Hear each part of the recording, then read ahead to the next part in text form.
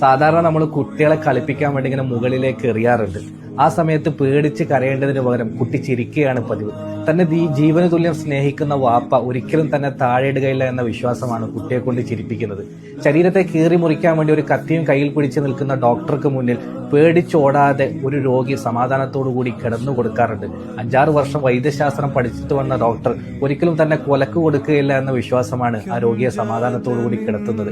ആകാശത്തിലൂടെ അതിവേഗത്തിൽ പാറിപ്പറക്കുന്ന വിമാനത്തിനകത്ത് 100-100 പേര് ഇരുന്ന് സമാധാനത്തോടു കൂടി ഉറങ്ങാറുണ്ട്.